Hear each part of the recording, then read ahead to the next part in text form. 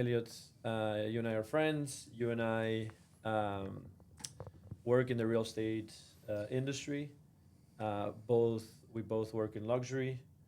We have many similarities. Also, some differences in background. Uh, I come from Venezuela.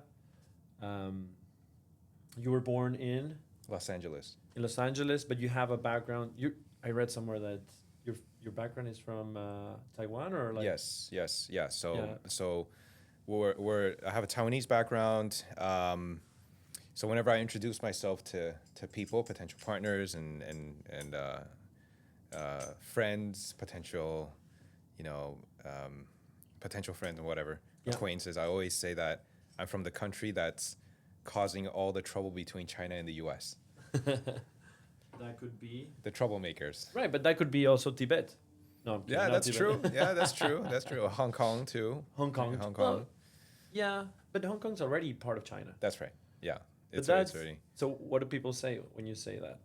People start thinking, well, what the fuck is he talking? What's Ellie talking about? Well, Or you only deal with smart people then? I think one thing I really like is like one thing I like to use with Hong Kong is that it's so similar to Miami, Yeah. because Hong Kong is like the gateway to Asia, to China, right? Mhm. Whereas Miami is the gateway to the Americas and Latin America, right? Both are major cities, both have a port, um, and both kind of have this like sort of islandy vibe. They're smaller cities, but they're powerhouses.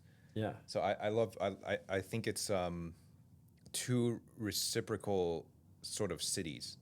That's a good way to see it. I've been to Hong Kong, and of course there's English influence there. Very you can in Victoria Island, very different from Kowloon. In Victoria Island, you can sense the money. You can smell the Yes. money. Yeah. And there are different areas in Miami and South Florida where we have that same Absolutely. like Absolutely. so that's a good analogy. I never thought of it. Yeah. There's so many exciting things happening in Miami. I mean, even speaking about Asia, last week there was a direct flight that was announced from Orlando to Japan, which was kind of like the first ever. I think they're discussing having like a direct flight from Orlando to South Korea, so that should start connecting the East and the West together. And then now we have Brightline that has the high speed trains. We got all the New Yorkers coming down here, people from California. There was an article that was just released yesterday. I think maybe you've seen it. It was basically saying that South Florida now is the new Golden State, because of all the vibrancy, you come to Miami, you can also feel them. You come to South Florida, you can feel the money. You come There's to no Southwest doubt. Ranches, you could feel the money. There's no doubt about it.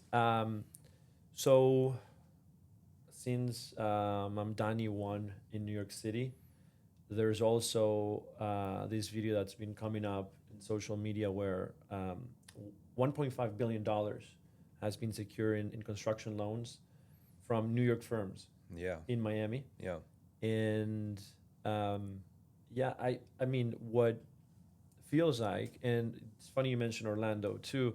Orlando's a powerhouse in itself. It's just it's different than Miami and South Florida and Southwest Ranches where we are. right, right. I think Orlando and has amazing restaurants, great conventions happen in Orlando too. I think that Miami offers something different. Miami offers not only the metropolis and the conventions and everything, and we have venture capitalists. We have like all this tech going on now in Miami. We have Wynwood, but we also have the vacation, Right. beaches Yes. like Yes. this type of, and it's almost like it's. I think they really did great in making that series Miami Vice. It Right, it right. just catches the essence Right. of still in 2025 of what Miami is or has grown to be, Right. and business is now moving down. So now everyone that moves down here um, from any other state, because Florida is the greatest state in the country now, and hopefully we're gonna have no property taxes soon. Right. That means real estate moves, gets active. We have the macro cycles. We get it from interest rates and so forth, so on. And commercial is very much tied up with, interest rate and transactional. Where's the demand? Warehousing, industrial, retail, but residential is a different. Um, it's a different kind of monster. Right. It doesn't matter more or less how the economy is moving, and especially with us. Sure, it does affect, but whoever in the luxury space uh, can afford, they will be able to pay it. So Right. maybe tell me how you feel with the latest, things set in motion from tariffs, from interest rates. How do you sense the real estate, the luxury market now in South Florida? I think the luxury market is very segmented from a lot of the other markets, right? Like when you look at the real estate market nowadays and the real estate markets in the past, the biggest difference is now we're hyper localized. Real estate's always been hyper localized, but you usually get news reports that tells you, oh, the market's going down 10%, the market's gone up 15%, and they make a blanket statement that talks about the entire market. Whereas nowadays, every asset class, every price point, single family condos, are they on the ocean? Are they in celebrity filled areas like Southwest Ranches? They all perform differently. Different price points, what they look like. Are they turnkey? Are they furnished? They all have their own DNA, sort of. And so I think gone are the days where you could just take one particular percentage and classify the entire market. And buyers are understanding that. When you speak to buyers, they will send you an article and we can debate about it. You probably have saw this recently. There was a UBS article that came out that was talking all these negative things about the predictions of Miami and South Florida and how everything was going to crash. But and I've spoken with clients that has bought 15 million from me or $20 million, right? Very, very sophisticated clients. And when I spoke to them about it, both of our points of views were correct that UBS, first of all, was not the first year they came out with that negative headline. It came out the year earlier and it was completely false, right? So you're starting to see people who are very affluent, they can understand the micro environment of every market, and they can understand that they know how to decipher between, okay, this is the article worth putting into their decision-making process or not. For example, here in Southwest Ranches, there's a lot of celebrities that live here. They like it here because they get so much acreage, they get so much privacy, right? And they can have anything that they want under the sun. If they want a basketball court, you guys being the amazing spec home developers you are, you guys can create these very customized homes that speaks to these types of people, clientele. Whereas if you're gonna go to, let's say, the beach, that's another micro market in itself. So I would answer your question by saying that every single market behaves differently, and it's important for everybody to know that when you're going into the market, especially doing what you do. And so if that is then something new for South Florida, I would say, right? Or I think in the past, people knew Brickell.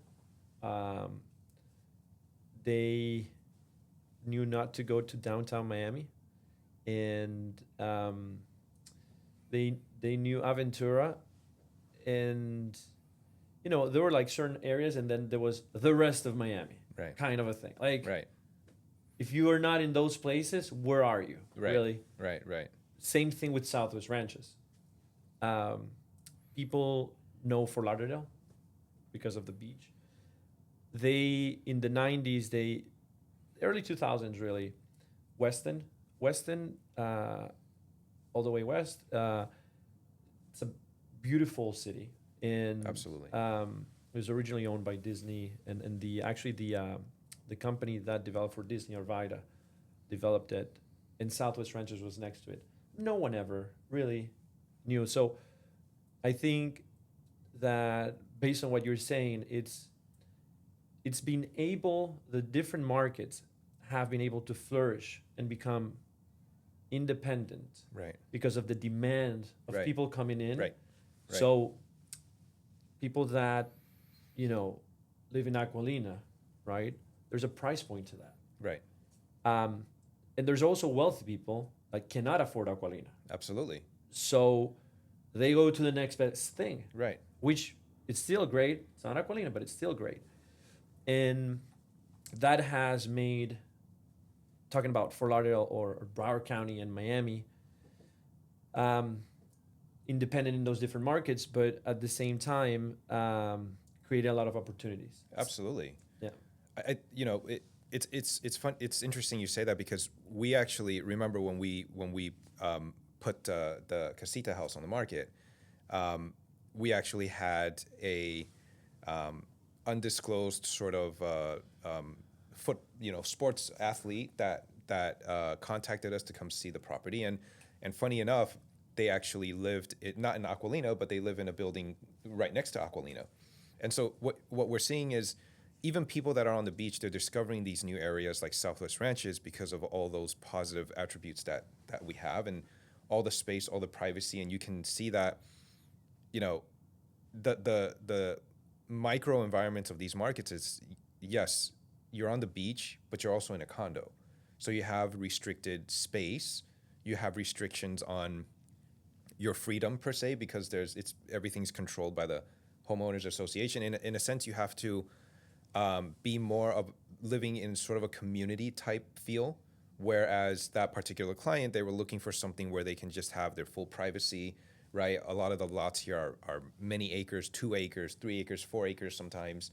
And you're seeing people starting to change that perception of needing to have to be on the beach and willing to trade that for having more space, which is what we have here in Southwest Ranches. And still close to going to the beach, right? So Yeah, you can, absolutely. You can still, you have the executive airport. So now, I mean, you take the expressway on 595. I mean, you zip there so fast. Yeah, so, yeah. You get there. You can go to Poppy Steak anytime.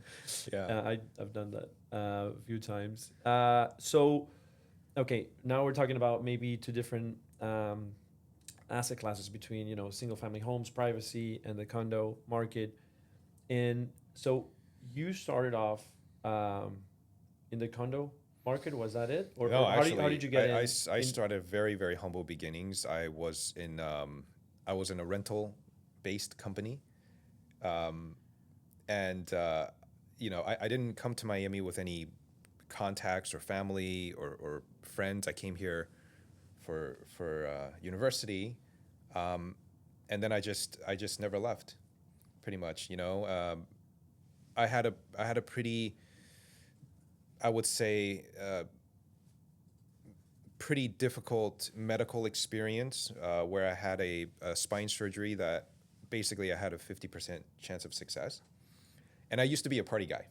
Like I You have the face. you know, I don't, like, people can't tell, but I was a party guy. And then after I went through this experience and this surgery, it completely changed me. So I wanted to create something by myself. I don't know if it was pride or ego or whatever it is, but I wanted to prove to myself that I can create something for myself. So I stayed in Miami because I saw that Miami as a city is very young. I've never been to a city, and I've lived in many different cities, bigger than Miami. And I saw, you know, I would go to the beach in Sunny Isles, and you would see plots of land empty right next to this, like, probably one of the most beautiful oceans I've ever seen in the US, right? Yeah. And it was funny to me because anywhere else that I lived before, there's just no land. So I saw that Miami is a very young city, and I wanted to sort of grow with Miami. So to kind of circle back to your question, I started off very humble, just doing rentals for students in Hollandale, actually.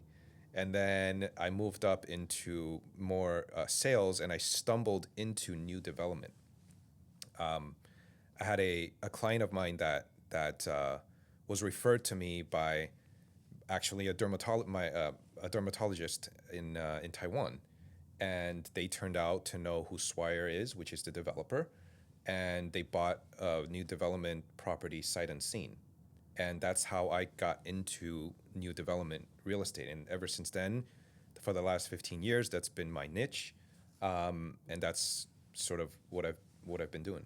That's incredible. You know, it's real estate is that industry where your background could be you don't have a background kind of a thing. You could come from a family that has done real estate, but you can also come from a completely different background and you don't. It's so curious and interesting to hear stories such as yours where maybe you started off because of pride, maybe you started off because of, you know, whatever it is you wanted to prove to yourself, and through the dermatologist that, you know, recommended you and then bought it sight unseen, it triggered something, it started something.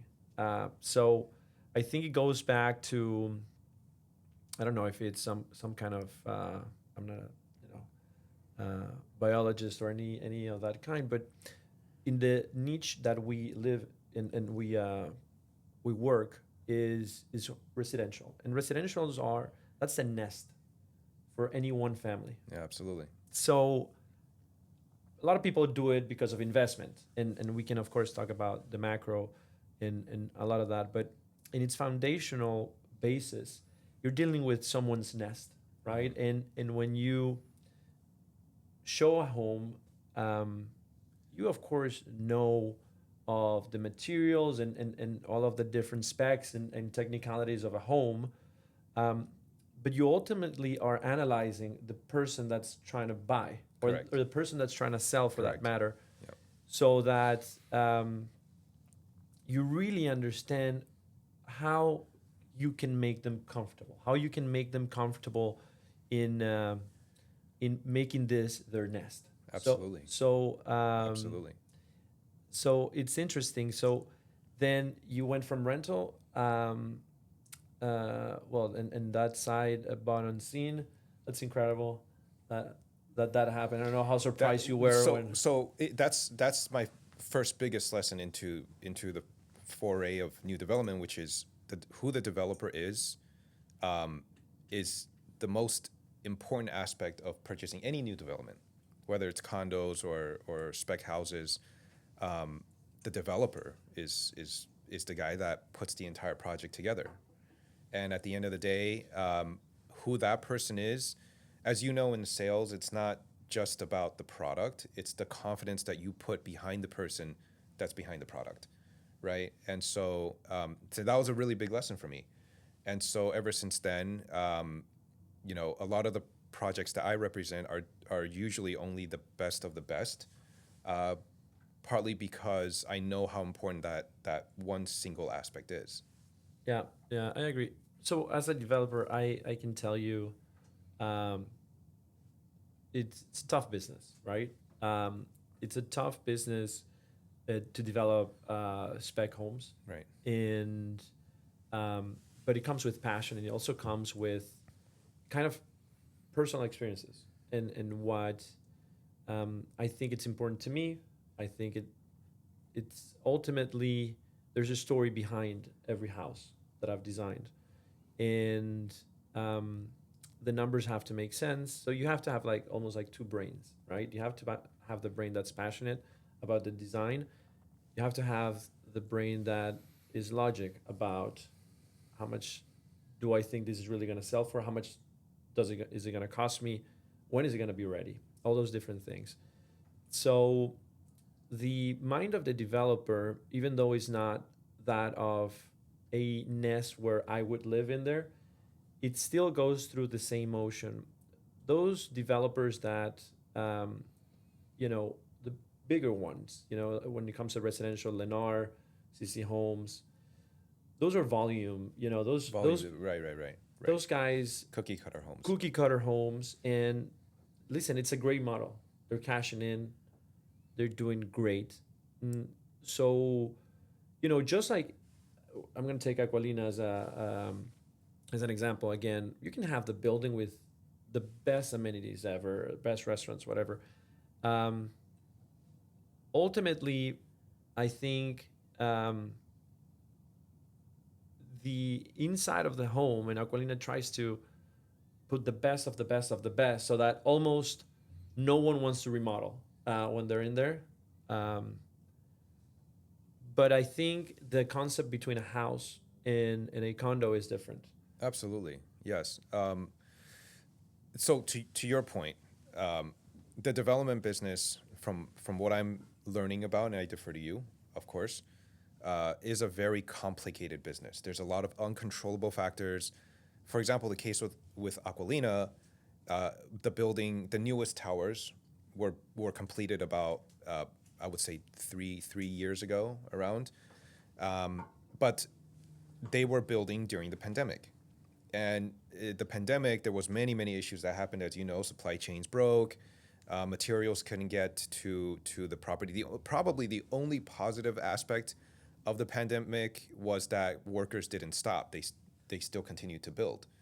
But other than that, everything else was a mess, right? And those are aspects that were not controllable by the developer itself. And is Aquilina has the developer, Jules Trump and Eddie Trump. They have a amazing name, but the building suffered because of all of those issues that it had at hand, right? The project went through three general contractors before it was completed at an enormity of I mean, it had a sellout of $1.8 billion in terms of the total inventory.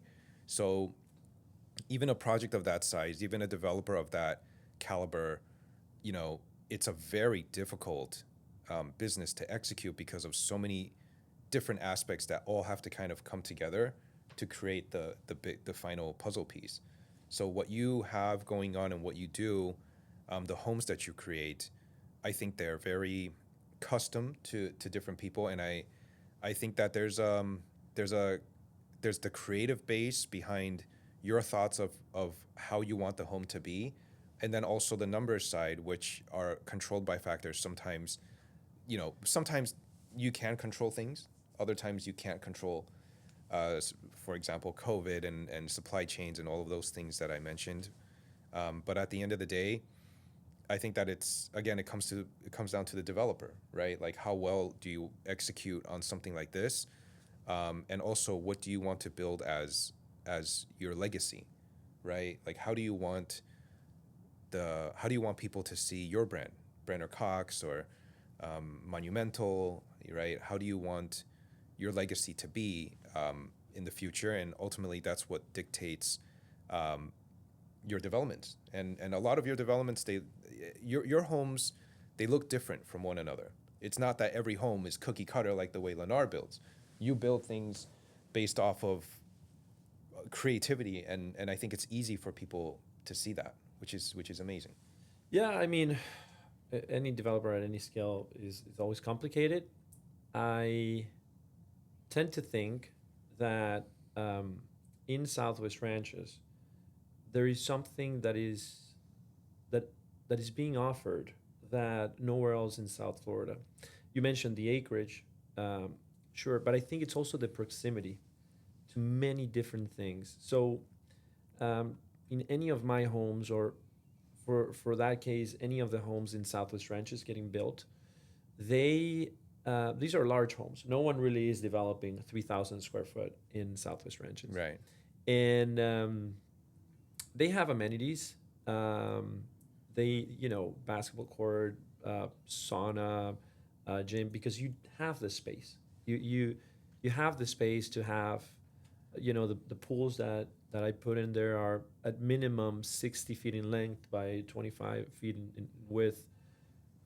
Those are lap pools. I mean, I can make them bigger, need be, but all these different, and the counter to that is, you're not waterfront, but at the same time, if you do want to get on your boat, your yacht, if you do want to go to the beach, which a lot of people really, people love the beach, and maybe I'm speaking for myself, but um, people love to hang really around the areas of near the beach, right? So if there's a restaurant, there's a club, whatever, people are at the beach maybe for a little while. Well, but what you see is that the people that are on the beach, they get spoiled. So, do they like if you see the person that lives by the beach, them going to the beach is probably less than the people that don't have that amenity that's right next to them, right? Because they get used to it, and so what are you left with, right? The building, the amenities.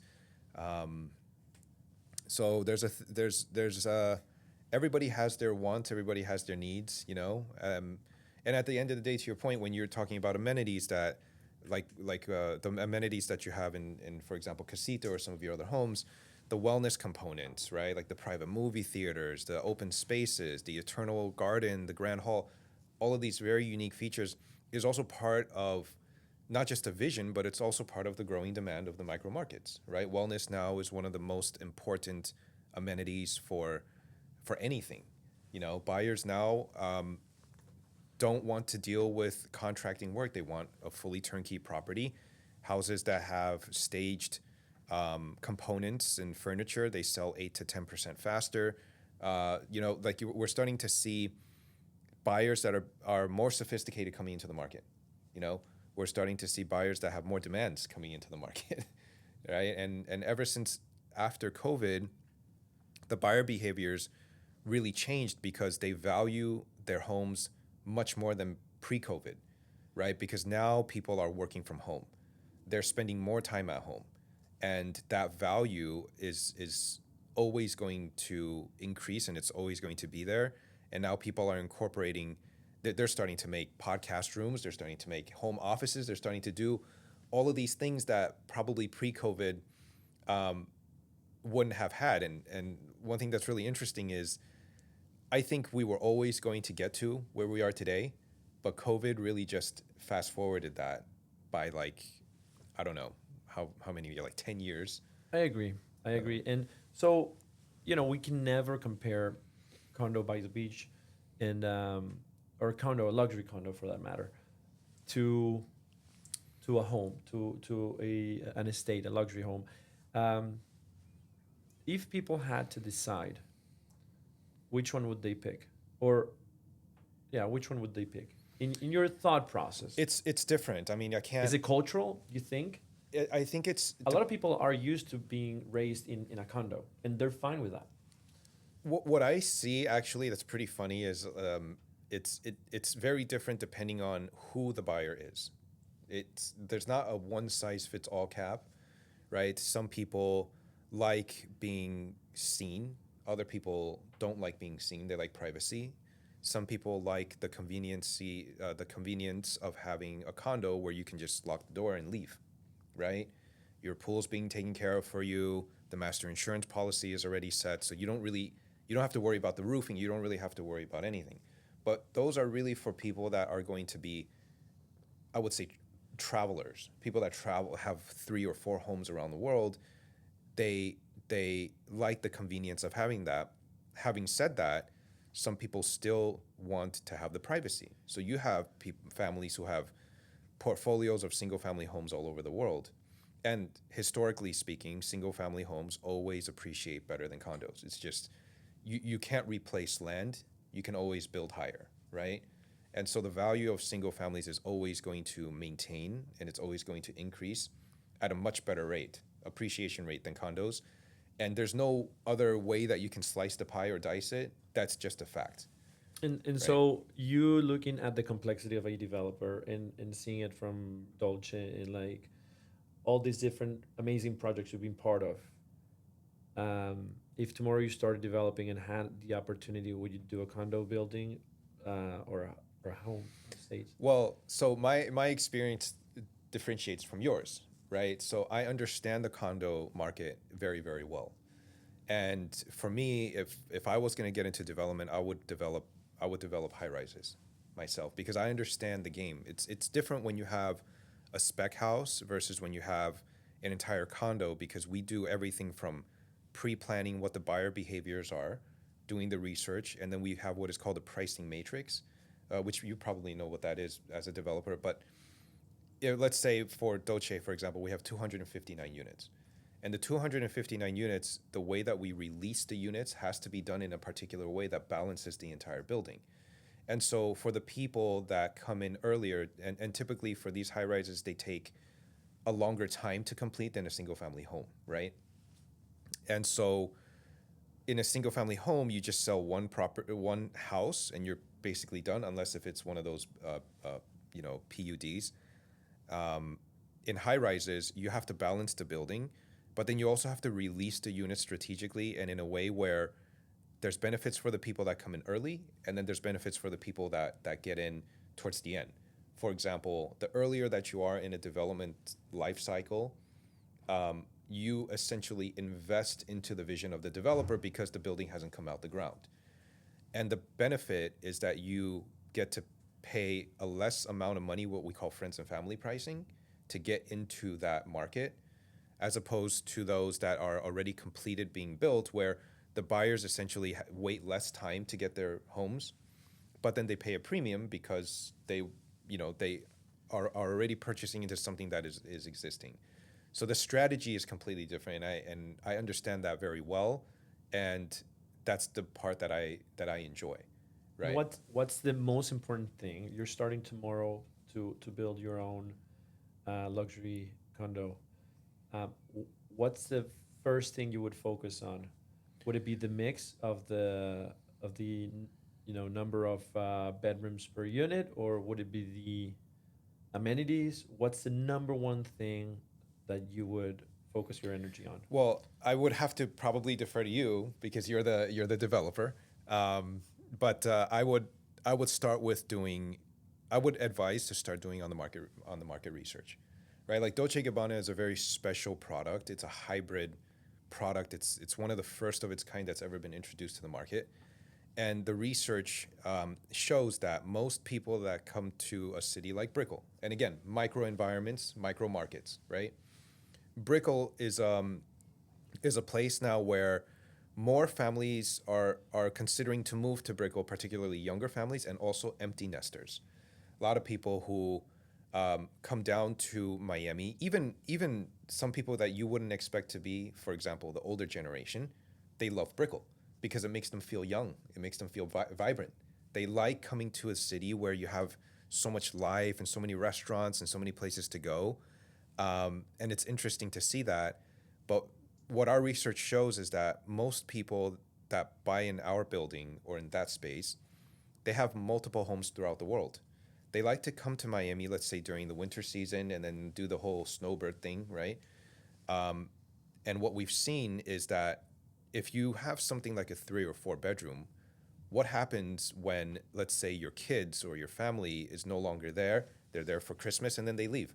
Now you have a 4-bedroom apartment where 3 of your bedrooms sits empty. You're only using that 1,500 square feet, right? You're walking between the master bedroom to the kitchen, and then you're leaving. You're not ever really going to the second and third bedrooms.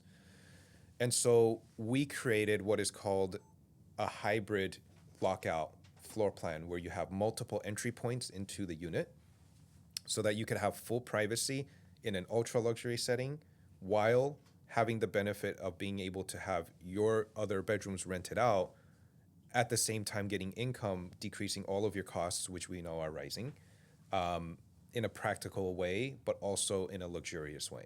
So, I know that's a very long answer to your question. No, but- I love that because I think that's smart. I Yeah. think you have to get creative. If I had to fundamentally say what's in the mind of any developer is, or what action, it's to get creative. You get creative with how fast you can build a house, how financially strong, how design wise, like wellness and things like that. So I think that's very smart. And so if you started a condo knowing all this, doing your market research, would you do it with a flagship, or like, would it be your own? Would it be Elliot's building? Does that make a difference based on your current experience? Like, would it be more, Dolce is a huge name. Right. So Um, would you take that approach? Would you approach a brand? Um, I would have to add in and it's an interesting conversation because there's the creativity part and then there's the return on investment, right? So the return on the investment part, I would probably I would weigh that in before I bring in a brand. Because a brand, you have royalty fees that you have to pay, you have licensing agreements that you have to have. They can boost they make the development easier to sell. They also can boost the appreciation and resale value in the future. Um, and you're also associating yourself with a brand name that is known throughout the world, which will make it a lot easier. So let's say, if, for example, I'm launching a brand new development, and I start off with like a Ritz Carlton villa, right? Once that development sells out, my name would have already be put on the market because I'm associated with, like, I'm Yeah. leveraging the brand name, right? Right. So I think that's important. But also, to your point, on the other side, we would have to see if it's worth the investment to put into it, and if we put into this investment, are we going to be able to sell at a 15% premium or a 20% premium, right? I think that all kind of goes into it. Yeah. I mean, for what you do, which is so special in everything in luxury market, and I ask all these questions because I'm generally curious. I don't know as much for the condo market, right? I at some point I will venture into doing that. Um, Ultimately, any developer will think, how can I, for all the effort that's put in, of course, it has to be financially profitable, first thing, right? Mm. But how does it add to my legacy? You can be as egotistical as Napoleon, or you can just be normally egotistical. Let's put it like that. You can be proud of your Absolutely, accomplishments, absolutely. which humbly, I mean, every person that goes through huge challenges, once you succeed, you have them, you have those medals, Right, right? of course. It's just how much you show them or not. It's really up to each person's personality, or if use it for marketing purposes or whatnot. But um, I would, every time I build a home, and I never really throughout the progress of the construction ever think, oh, I'm so proud of myself because now I have a full shell and windows. But at some point, it does happen because everything is based on goals, right? We have to complete this part, you have to complete floors, kitchen, whatever. And so everything is on the go. Everything is on the go. You always have to do it. You have to negotiate. You have to manage people. You have to make sure you're financially funded and so forth, so on, and everything throughout the entirety of whatever long it takes, 12 months, 18 months, 24 months. Uh, at some point, when it's all completed, the subconscious hits, you're walking outside the house. It's it's finally done. It's finally done, and you're like, oh my god, I did this. So it hits you, and it's a beautiful moment. You can't stay in that space too long Right, right, because right. then you can't advance. But I think there is this artistical um, thing when even for a condo, uh, and maybe for me, I don't know if I would do a flagship um, for those reasons. I think, of course, if it's smart business, yes, why not? I mean, Right, let's right. do it. But as far as legacy goes, I would try to, and I think that's part of it. But so, I think, you know, based on you're young, right? You're 30. I'm Asian, so you have to add 10 years to whatever you see here. But what, you're 30 what? 35. 35. Okay, you're young.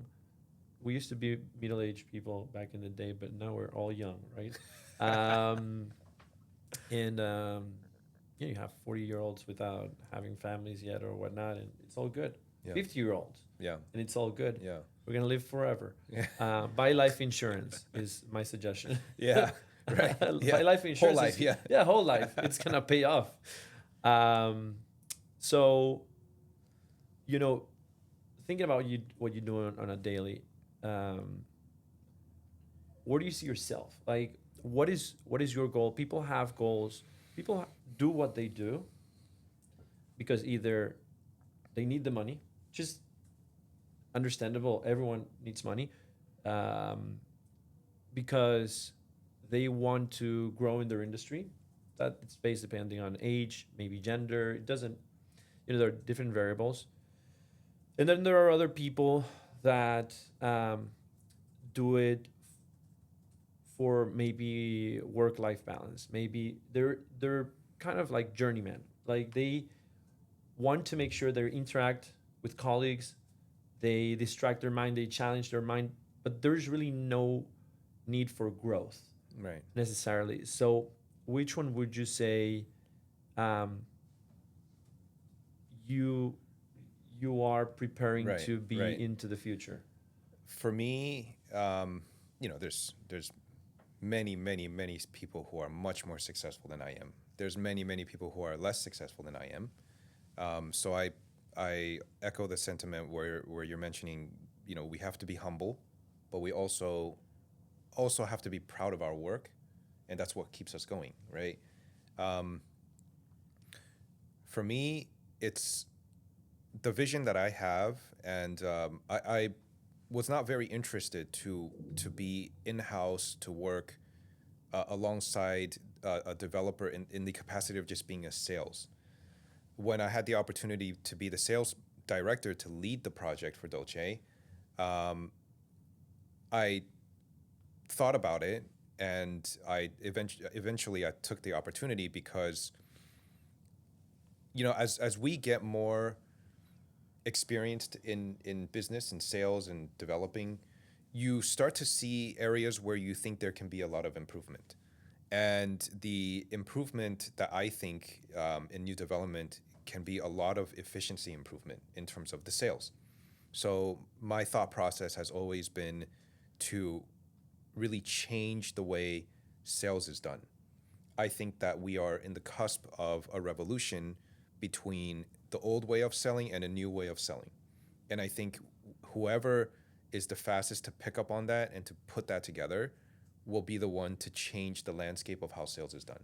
And so that's my thought process, and it's something that I'm actively working on with our development team. And I think it's something that we can really really create. Um, So you're focused on the craft.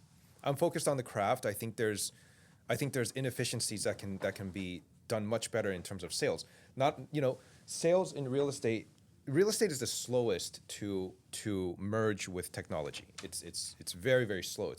It's an ancient business. It's but it brings the most revenue to governments. It produces the largest portion of taxes for governments, and I think that at the end of the day, um, my side of things, I can see how developers sell new development, and I think there's a better way. I agree. Also, that transcends into permitting. Like permitting for any construction, if you apply technology to that, you'll revolutionize No, the absolutely. industry. Oh, I mean, absolutely. everything Yeah, is done manual. yeah, Like, it's crazy. yeah, yeah. Okay, we're gonna have a segment called rapid fire questions. Okay. Um, okay, Elliot. So, penthouse or waterfront mansion? For me, I would pick a penthouse. Miami or LA? Oh, Miami. Okay, great answer. There's a crowd of people outside the building waiting for you if you said otherwise. Definitely Miami. Design or location? Location. Interesting. Okay, biggest flex, the view or the entrance? I would pick the view, but I know a lot of people would pick entrance. Yeah, that's one of those things where um, if you have a great entrance, you can get away with the view. But if you have standard entrance, you better have a view. Right. So, um, Okay, what's the most overrated luxury feature?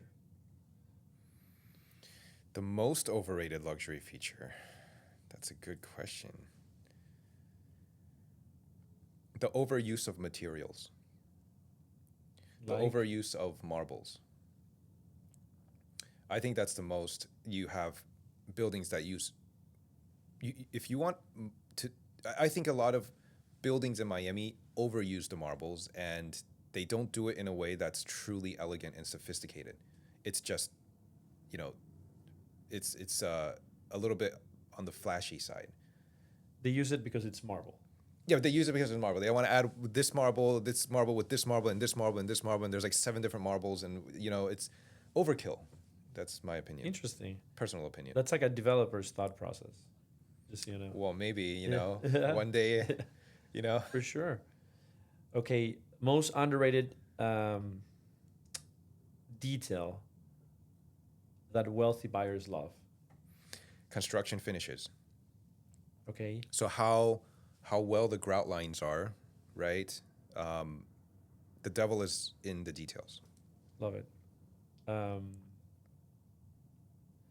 okay, we talked about, kind of development and whatnot, but ultimately, when making a sale, is it instinct driven or is it data? Depends on the asset. Residential real estate is based on emotion. It's purely based on emotion. How do you feel when you drive up to the property? What is the message you're trying to give? Who's coming to see the property? Um, it's a purely emotional base, and the best sale is the ones that can showcase that exact vision that the developer has to the buyer. Okay, if you weren't doing real estate, what would be your career? Real estate, Yeah, yeah, something in real estate. why is that? You don't see yourself doing anything else? I no, I love the real estate industry. Not even an astronaut. I wanted to be an astronaut when Actually, astronauts are pretty cool. I It's pretty cool. Real like development in space. Something realistic. Yeah. Um, okay, so you said you lived in different cities, just like me. I mean, you're an immigrant because you were born in LA, but you come from a family that's, they're immigrants, right? Because where were your parents born? They were born in I'm sorry, China. Okay, so, Yeah, yeah. but you lived in many different cities. Hmm. I know the answer is Miami for sure, but is there something besides living in Miami or elsewhere that you would incorporate into Miami, or you would actually move to that place? I think the fundamentals of Miami is there, but Miami is a very young city. Miami has a lot to grow, and if we compare it to really world class, even if you compare it to the sophistication of New York, Miami isn't there yet. There's a lot of areas for Miami to grow. I mean, and you look at cities around the world. I mean, you look at Tokyo, you look at cities in like London and all of these, Monaco, right? There's a lot more growth for Miami to be had, and I'm happy to be growing with the city.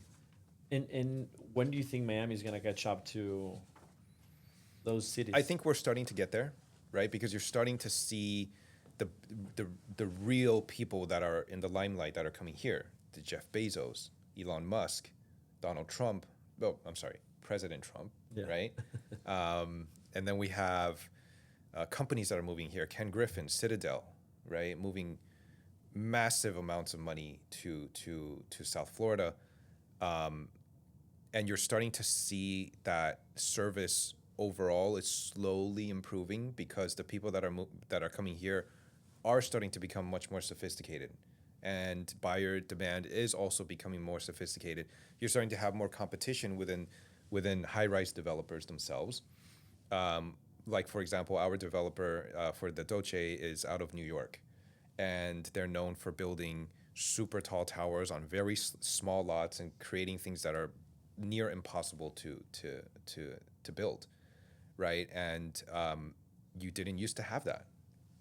Now you have also, like for example, Swire has always been in Miami, but Swire is they're known for building cities in Hong Kong, and so we're starting to see a more sophisticated base here. Properties are getting more expensive, square footages are getting larger. So I think that Miami is already on its way to where we all see it becoming, and I think it will get there. I think so too. I think we're probably about 10 years out. The only thing in my mind that makes it unique about a big city is transportation. If you have a good transportation system, Tokyo has it, New York has it, then you allow people to migrate within for different types of jobs, for different types of. So if I know we talked about briefly about the Bright Line coming, this kind of thing, but this is between cities. And I know in Miami, you have the Metro Mover, you have things going on, and you can't really build a subway system in Miami. Right. But if there's a transportation system that, you know, the great thing about New York or how people are able to commute. It's how easy it is to get around. Yes. Yeah. So that makes it easy to be local. Like you have different neighborhoods with different cultural backgrounds in Miami, like the Cuban, Calle Ocho and all that stuff. But then you can, transport into, Wynwood or whatever. And if today everything's done through Uber, and maybe, we don't need a train or anything like it. Right. Maybe it's an Uber system, who knows? But I think ultimately that's the catalyst. Yeah. Besides all the secondary things that would be like education and all those different things. Right. Right. But that infrastructural aspect. It's huge. It's huge. Absolutely. I mean, we don't see that kind of mass transportation here in South Florida. That's absolutely a really great issue you pointed out, actually. But you also see that Miami International is constantly expanding. Fort Lauderdale International Airport's constantly expanding. You're starting to see freeway. Actually, as I was coming here, I took the 95 and the freeway. I remember 10 years ago, the freeway was painted with like the Rasta colors, like the green, the yellow. Yeah. And now it's all like this metallic blue. My first time, I took the expressway that had a direct entrance to 595, which I don't remember that ever being there. No, that's fairly new. Yeah. So, Miami is increasing. I-95 is expanding, right? The signature bridge down in downtown Miami. So the infrastructure is being built, and the city wants to create something that is for everybody. And one thing that I say is that, like, Miami, South Florida really is a huge community of like-minded people that all want South Florida to become better. Right? You don't have the government working against you. The government's working with you to try to make things better. And the people are working with each other. Everybody wants, South Florida to become where they see it going. It's even the way that we talk, So, but yes, transportation.